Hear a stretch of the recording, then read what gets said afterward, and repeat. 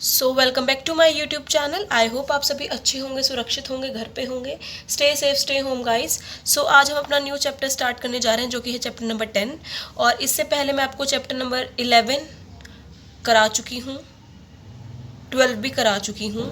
हमारे सिर्फ 4 चैप्टर रह जाएंगे इसके बाद, 13, 14, 15 एंड 16। वो भी हम जल्दी कवर अप कर लेंगे। मैंने जैसे आपको बोला है कि हम फर्स्ट वीक में कर लेंगे जुलाई के syllabus complete. First week of July we will complete our syllabus, ठीक है। उसके बाद मैं आपकी क्वेश्चन पेपर्स की वीडियो पोस्ट कर दूंगी। So let's we start. Advertising and creativity क्या होती है? क्रिएटिविटी होती है कि हम अपने एडवर्टीजमेंट में कितना क्रिएट करते हैं अबाउट अवर प्रोडक्ट, कैसे हम उसको रिप्रेजेंट करते हैं, कैसे हम उसमें एफर्ट्स लगाते हैं, कैसे हम बूस्ट करते हैं अपने ब्रांड को, जिसकी वजह से जो हमारी क्रिएटिविटी है वो आपको दिखाई दे और हमारे जो टारगेट ऑडियंस है उससे अट्रैक्ट होके इफेक्टिव मैनर से उस हमारे प्रोडक्ट को बाय कर ले। हम क्या करते हैं उस क्रिएटिव, हमारी ओरिजिनलिटी होती है, नोवेलिटी होती है, यूनिकनेस होती है।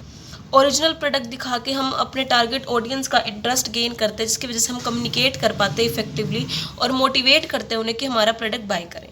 जो हमारे प्रोडक्ट की यूनिकनेस है, नोवल है, डिफ्रेंशिएशन है, वो हम अपील करते हैं अपने टारगेट ऑडियंस से, ताकि वो जाने कि हमारे प्रोडक्ट की क्रिएटिविटी कितनी अच्छी है। क्रिएटिविटी एक आर्ट है जिसकी वजह से हम अपना journal fresh, original and unique ideas communicate कर सकते हैं अपनी ऑडियंस के साथ। और साथ ही साथ जो हमारी स्किल्स है, इमेजिनेशन स्किल्स है, कॉपीराइटर्स स्किल है, कॉमर्शियल आर्टिस्ट है, लेयर डिज़ाइनर्स है, उनको भी तरक्की होती है और उन्हें भी मौका मिलता है अपनी आर्ट को, अपनी स्किल को बाहर दिखाने का। और जिस वजह से हम जो एडवर्टाइजिंग कॉपी है वो ईजिली अट्रैक्ट अटेंशन गेन कर लेती है हमारी टारगेट ऑडियंस की, और वो हमें कॉम्पिटिटिव एडवांटेज होता है और हम ईजिली अपने कॉम्पिटिटर से इनिशिएट उनसे ज़्यादा बैकर लेते। जैसे कि फॉर एग्जांपल विक्स की गोली खाओ खिंच के लो, ये स्लोगन है। कितना अच्छा प्रपोजिशन लगाया हुआ है कि विक्स को अट्रैक्ट करने के लिए, इतना अच्छा स्लोगन यूज़ करने के बाद जो हमारे ऑडियंस है वो डेफिनेटली अट्रैक्ट हो जाएगी। उन्होंने 3 आइडियाज़ दिए कि हम कैसे कैसे क्रिएट कर सकते हैं यूनिकनेस। हम इंफॉर्मेशन कलेक्ट करेंगे अबाउट कस्टमर्स, उनकी एज, उनके income level, education, nature, benefits क्या हैं, और फिर उस यूज़फुल इन्फॉर्मेशन से हम अपने आइडियाज़ को क्रिएट करेंगे। फिर हम उस जो हमारी इन्फॉर्मेशन कलेक्ट है उसे एनालाइज करेंगे, और फिर उस इन्फॉर्मेशन को एनालाइज करके फिर हम अपनी पर्सनल थिंग क्रिएट करेंगे, वर्क करेंगे, और फिर उसे जनरेट करेंगे आइडिया को। फिर हमारा जो आइडिया जनरेट हुआ हम उसको टेस्ट करेंगे एरिया में और कम्युनिकेट करेंगे, अंडरस्टैंडेबल करेंगे कि वो लॉन्च करने के लायक है या नहीं है, ठीक है। उसके बाद है creative design process in advertising. क्या होता है कि हमें व्हाट टू से, हाउ टू से, व्हाट टू से, हाउ टू से एंड व्हेन टू से, ये सब हमें पता होना चाहिए। हम इसमें अपने स्लोगन्स भी बनाते हैं, हमारा मैसेज फॉर्मेट, हमारे मैसेज की लेआउट, हम ये सब डिज़ाइन करते हैं। इन्होंने प्रोसेस दिया कि ये स्टेप्स आते हैं। सबसे पहले है डिसाइडिंग एडवर्टाइजिंग ऑब्जेक्टिव, जो कि आपको मैं ऑलरेडी बता चुकी हूँ। सबसे पहले हमें अपने ऑब्जेक्टिव डिसाइड करना पड़ता है, फिर हम इन्फॉर्मेशन कलेक्ट करते हैं अबाउट कस्टमर, प्रोडक्ट, कॉम्पिटिटर्स। उसके बाद न्यू आइडियाज़ क्रिएट होते हैं, फिर हम इन्हें जनरेट करते हैं।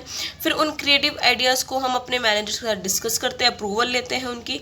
अप्रूवल के बाद हम डिसाइड करते हैं कि हमारा मैसेज कॉन्टेंट कैसा होगा, मैसेज फॉर्मेट कैसा होगा, हमारी एडवर्टाइजिंग की कॉपी कैसी होगी, और उसके बाद हम कॉपी और लेआउट को फिर टेस्ट कर देते हैं और लॉन्च कर देते हैं हमारी एडवर्टीजमेंट को, ठीक है। जो हमारे लीगल रिस्ट्रिक्शन अबाउट ऑब्जर्व हमारे कंटेंट, हमारी अपील्स, सोशल क्रिएटिव आइडियाज़, हम इन सबको भी साथ में लेके चलते हैं। According to James Webb Young, उन्होंने हमारे 6 स्टेप्स दिए हैं। सबसे पहले इमर्जन, कि put your self in the problem. सबसे पहले आप अपनी प्रॉब्लम को अपनी प्रॉब्लम को खुद के अंदर रख के देखो। उसके बाद डाइजेशन, अपना होमवर्क करो, उसे सोचो, फिर दोबारा सोचो कि आपने क्या वर्क किया, कितना सोचा। उसके बाद है इंक्यूबेशन, कि आप अपनी प्रॉब्लम को देखो और अपने माइंड में सबकॉन्शियस माइंड को दो कि हमने क्या, हमारी प्रॉब्लम थी, कैसे हमने उसको फेस किया, हमने क्या काम किया और क्या नहीं। फिर इल्यूमिनेशन, अपने आइडिया को बर्थ दो, फिर अपने आइडिया को लाओ, जनरेट करो खुद से। और फिफ्थ क्या, रियलिटी एंड वेरिफिकेशन, फिर अपने आइडिया को शेप दे के इम्प्रूव करो कि हमारा बेस्ट कौन सा आइडिया है, कौन सा नहीं है।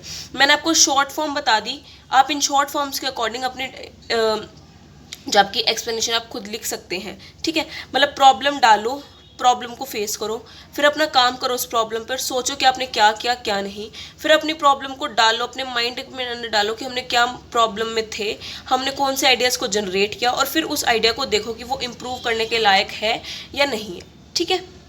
उसके बाद है हमारी एडवर्टाइजिंग कॉपी। एडवर्टाइजिंग कॉपी क्या, कॉपी राइटिंग क्या है कि जो हमारे डिज़ाइन है, प्रोडक्ट है, उसको हम विजुअलाइजेशन करते हैं, हम उन एलिमेंट्स को लिखते हैं। कॉपीराइट मतलब क्या है कि different print ad and ads, मतलब इसमें क्या होता है, बेसिक कंपोनेंट क्या होता है प्रिंट एड के, headline, subline and body, illustration, slogans, identification mark, blurbs, box, panels, colours, closing ideas, layout, ये सब होते हैं।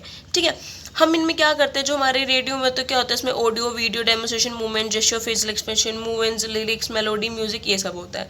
और जो हमारे टेलीविजन ऐड को, उसमें क्या क्या रिक्वायर्ड होते हैं, director, script writer, choreographer, graphic designer, animation experts, हमें इन सब की जरूरत पड़ती है हमारी कॉपी राइटिंग में। Copy writing refers to preparing advertisement copy, की हमारे जो हमारी एडवर्टीजमेंट उसको कॉपी करना। Writing, copy writer, information about clients, product, services, target market, competition, general trends, legal restriction, advertising objective, हमारी टाइमिंग क्या है प्रोडक्ट्स की, क्या नहीं है, ये सब। ठीक है। एडवर्टाइजिंग कॉपी का मीनिंग क्या है कि जो हम रिटर्न और स्पोकन मैसेज है वो कम्युनिकेट करने का टारगेट ऑडियंस है, वो किस टाइप से एडवर्टाइजमेंट है। रिटर्न और स्पोकन एडवर्टाइजमेंट है। रिटर्न और बोले तो हेडलाइंस, मेन हेड्स क्या होंगी, सब हेड्स क्या होंगे, पिक्चर्स, कैप्शन, कॉप्शन, स्लोगन्स क्या होंगे, इन सब का। Advertising copy is the product of the collection efforts of copywriters, artists, layout designer, models, choreographer, director and market researchers. Main motive क्या है एडवर्टाइजिंग कॉपी का कि जो हमारे इसमें जब सारे काम होते हैं उसमें किन किन का रोल होता है और कौन कौन करता है। ठीक है। उसके बाद है feature of effective advertising copy and ad copy strategy. सबसे पहले अट्रैक्टिव होनी चाहिए कि जो हमारे टारगेट ऑडियंस है उनकी अटेंशन को कैच करें, और हमारे जो टारगेट ऑडियंस है अट्रैक्ट होकर अपना मनी स्पेंड करें, हमारी एडवर्टाइजमेंट वेस्ट ना हो, जो भी हमने पिक्चर्स, स्लोगन्स दिखाए हैं वो उन्हें अट्रैक्ट करें। उसके बाद है इंटरेस्टिंग। जो हमारी एड कॉपी होनी चाहिए, जो हमारी एडवर्टीजमेंट कॉपी होनी चाहिए वो इंटरेस्टिंग होनी चाहिए, हमारी टारगेट ऑडियंस उसे रीड कर सके, देख सके। अगर हमारी इंटरेस्टिंग नहीं होगी एड कॉपी तो जो हमारी टारगेट ऑडियंस है वो एड कॉपी को देखेगी भी नहीं और उन्हें कैजुअल लुक में ले लेगी और पर्पसली वो अपना जो एक्शन है वो डिफीट कर देंगी। अगर हमारी एडवर्टाइजिंग कॉपी अच्छी होगी तो जो हमारा कस्टमर है वो हमारे प्रोडक्ट की और सर्विस की टुवार्ड्स जाएगा और उसको इंटरेस्ट लेके हमारे जो गुड्स की लेआउट है, लिरिक्स है, उसे ध्यान से देखेगा, सुने, समझेगा और लेगा। रिटेंशन वैल्यू का मतलब क्या है, जो हमारी रिटेंशन वैल्यू है मतलब क्या है कि जो हमारी एडवर्टाइजमेंट है वो हमारी रिमेम्बरेबल होनी चाहिए, जिसकी वजह से जो हमारे कस्टमर है कभी भी हमारे प्रोडक्ट को इन फ्यूचर ले तो वो उसे रिमेंबर कर सके, उन्हें मेमोराइज रहे और वो हमारी एडवर्टाइजमेंट को भूले ना। जब उन्हें एक्चुअल परचेज करना हो तो वे जाके अपने आप मांग सके, बोल के मांग सके।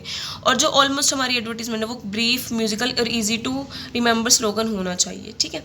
सजेस्टिव, जो हमारे सजेस्टिव क्या होनी चाहिए, जो हमारी एड कॉपी है वो सजेस्टिव होनी चाहिए टारगेट ऑडियंस के लिए, ताकि जो उनकी प्रॉब्लम है वो ईजिली सॉल्व हो जाए। उसमें जो उसके फीचर्स है, क्वालिटीज़ है, स्ट्रेंथ है वो हाईलाइट होनी चाहिए। जैसे कि इंश्योरेंस कंपनी हमेशा अपने टारगेट्स को देती है कि आप अपने फ्यूचर को सिक्योर करने के लिए कर सकते हैं। क्रिएटिव होनी चाहिए, वो यूनिक होनी चाहिए, नॉवेल होनी चाहिए और जो उसका आइडिया है वो डिफरेंट होना चाहिए। एट्रैक्टिव तो होनी चाहिए और वो इजी टू मेमोराइज होनी चाहिए। एजुकेटिव, जो हमारी एड कॉपी है वो एजुकेटिव भी होनी चाहिए साथ साथ, ताकि जो हमारी टारगेट ऑडियंस है उससे कुछ सीख सके, उन्हें कुछ नॉलेज मिले, वो अवेयर होए about market, product and services and technology. Believable, जो भी हमारी एड कॉपी होगी वो बिलीवेबल होनी चाहिए, ट्रस्टवर्दी होनी चाहिए। ये नहीं कि आप दिखा कुछ और रहे हो और एक्चुअल में कुछ और है। जो उनके फीचर है, क्वालिटी की, वो हमें सेम मिलनी चाहिए, बल्कि अगर वो एक्चुअल यूज़ करते हैं उस प्रोडक्ट का, अगर वो डिफीट ना हो उस प्रोडक्ट से, तो जो भी उसकी एडवर्टीजमेंट हो वो बिलीवेबल होनी चाहिए। लेबोरेटरी में टेस्ट होनी चाहिए अगर कुछ मेडिसिन है या फिर कुछ फूड आइटम है। सर्टिफाइड होनी चाहिए, जो भी उसके एसोसिएशन, जैसे टूथपेस्ट हो गई, हेल्थ ड्रिंक्स हो गई, वो सब एक रिपोर्ट के साथ होनी चाहिए। रिमार्क्स होना चाहिए हमारी एडवर्टीजमेंट की, हमारी जो एडवर्टीजमेंट है वो बिलीवेबल है। अप्रोप्रिएट अपील, आप जो भी आपकी एड कॉपी है उसको आपको अप्रोप्रिएट अपील करनी आनी चाहिए। जो भी उसकी अपील है, अगर रैशनल अपील है या फिर इमोशनल अपील है, जो भी वो उसकी मांग है वो उसको मिलनी चाहिए। रैशनल अपील में क्या क्या चीज़ें ऐड होती हैं, quality, dependability, durability, efficiency, performance, economy, superiority and other features. ठीक है। इमोशनल अपील में क्या क्या फीलिंग्स ऐड ऑन होती है safety, security, affection, happiness, pride, achievement, comfort, status, belongingness, ये होती हैं। और अप्रोप्रिएट एडवर्टीजमेंट में क्या होना कि डिपेंड करता है कि हमारा नेचर कैसा है प्रोडक्ट का, हमारे कस्टमर की नेचर क्या है, उनका लेवल क्या है, उनकी एजुकेशन बैकग्राउंड क्या है, उसके ऊपर डिपेंड करती है हमारी अप्रोप्रिएट अपील।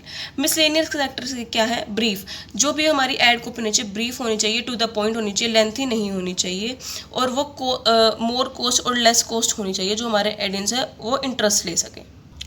अंडरस्टैंडेबल लैंग्वेज होनी चाहिए, मतलब वो इजी होनी चाहिए ताकि ऑडियंस उसे समझ सके, और जो भी रीजनल लैंग्वेज है उनके कंट्री या स्टेट के अकॉर्डिंग उन्हें उसमें आप ट्रांसफ़र करा सकते हैं। कंफर्म टू रूल्स, जो भी इसके रूल्स रेगुलेशन है, इनेक्टेड है, स्टैंडर्ड्स हैं, उसके साथ होनी चाहिए। जो भी statutory warning about cigarettes वो नहीं होगी, वार्निंग्स हैं वो भी आप उन्हें, अनट्रेड फेयर प्रैक्टिसेस नहीं होनी चाहिए अकॉर्डिंग टू MRTP एक्ट के according.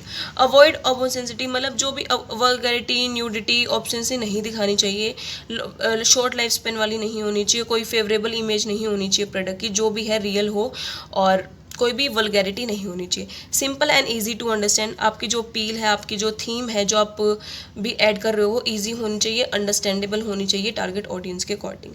Match the consumer requirement, जो आपकी ऐड कॉपी है वो आपके टारगेट ऑडियंस के, जो आपकी ऑडियंस है उसके नेचर से, उसके प्रेफरेंसेस, उसके टेस्ट के अकॉर्डिंग होनी चाहिए, मैच करनी चाहिए, जो उनका लेवल है, जो उनकी नीड्स है, उनकी प्रेफरेंसेस है।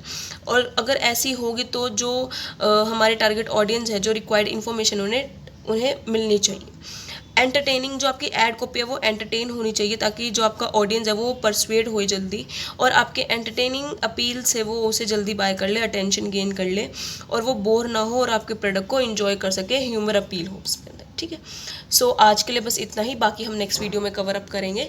सो वीडियो को लाइक, शेयर, कमेंट कर देना एंड चैनल को सब्सक्राइब कर देना। Thank you, have a nice day. मिलते हैं बहुत जल्द एक न्यू वीडियो के साथ।